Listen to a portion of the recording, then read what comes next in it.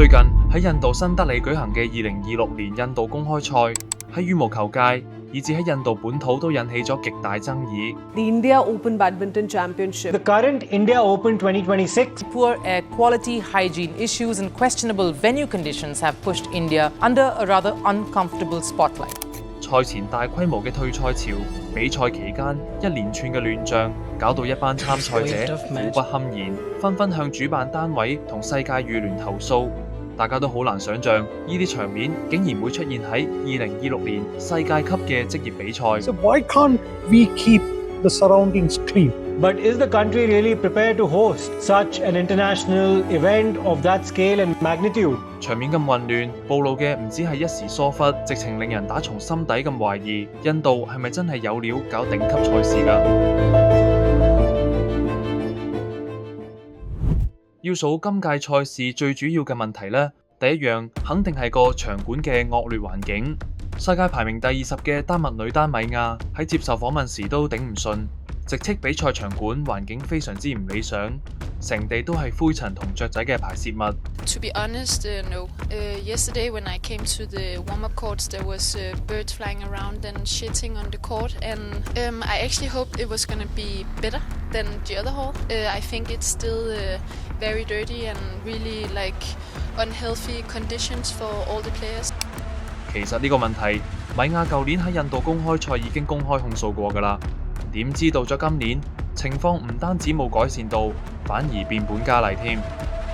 面對佢嘅指控，印度羽協隨即發表官方聲明，但係話比賽場館一直保持清潔，仲話大部分選手都表示好滿意咁。不過呢，佢哋呢番聲明好快就被人刮咗一大巴啦。事關比賽期間接連發生好幾次，留意翻係好幾次因為鳥排泄物嘅問題而要中斷賽事嘅情況。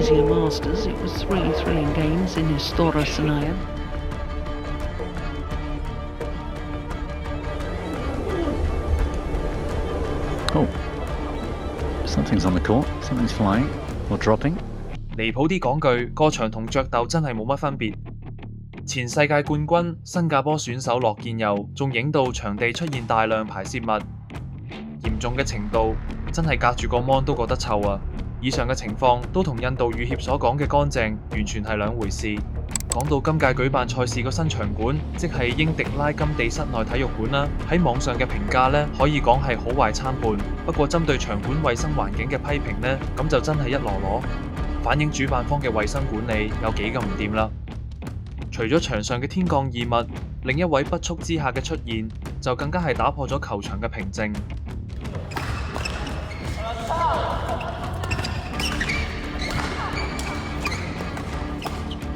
你冇睇錯啊！喺體育館嘅觀眾席上，竟然有隻馬騮喺度任意遊蕩。呢一幕被在場嘅選手用手機影低。韓國嘅姜敏克仲喺社交媒體度抽水，動物係咪免費入場㗎？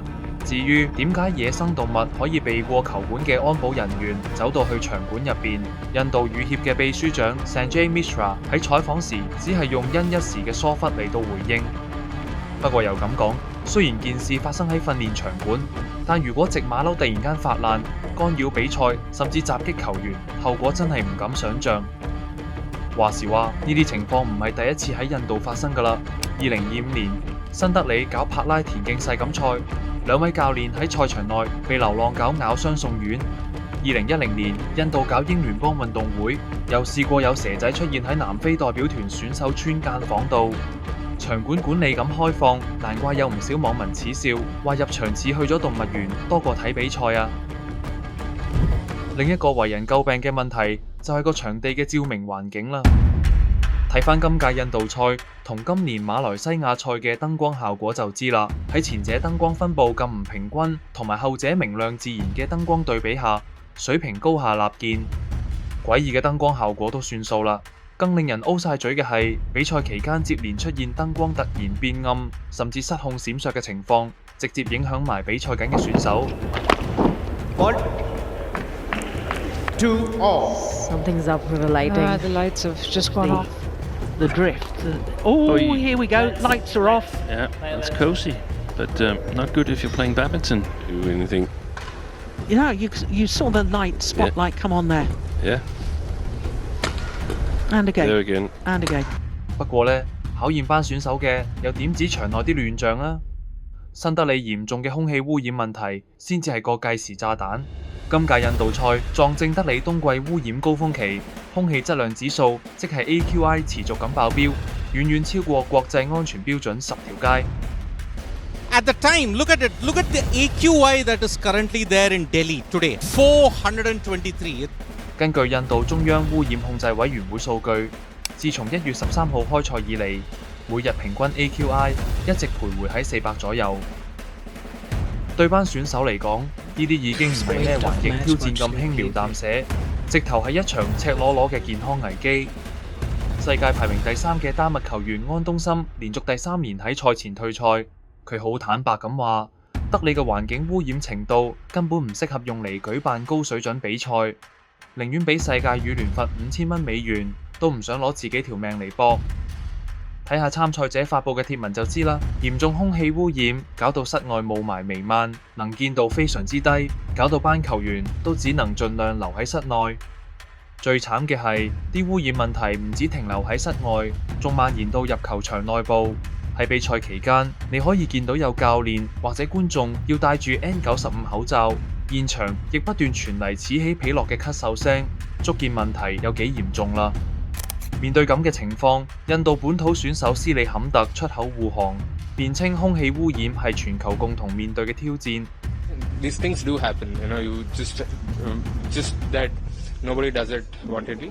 Every country wants to do it really well. So these do happen very rarely, and all these things happened there. Nothing like that happened here. I don't know why everyone's complaining about they come. 但現實就殘酷地擺在眼前，好多參賽者都不約而同咁對德里嘅空氣質量表示極度憂慮。要知道，印度公開賽自2023年已經升格為750級別嘅頂級賽事，照道理對球員嘅保障應該更高規格，做足100分先係㗎嘛。但係主辦方而家展示出嚟嘅管理能力，唔單止冇提升，反而越嚟越差。No, it is definitely, it is a setback for us. We have to get better. We have excellent stadiums, but what about the toilets? It should be given in top-class condition. It is not that the organizer has to come and set up things. 咁荒誕嘅辦賽水準，除咗球員自己投訴，連馬來西亞羽總都頂唔順，出聲明敦促世界羽聯同印度羽協正視問題，要保障翻班參賽者啊！今次嘅印度公開賽作為8月份世錦賽嘅熱身測試賽，整體質量同埋主辦方解決問題嘅能力，大家都有目共睹。作為球迷嘅我哋，自然最關心球員嘅表現會被影響。半年後，所有世界頂尖選手將會喺新德里同一個場館聚首一堂，到時候又會係點嘅一番景象呢？真係值得大家留意。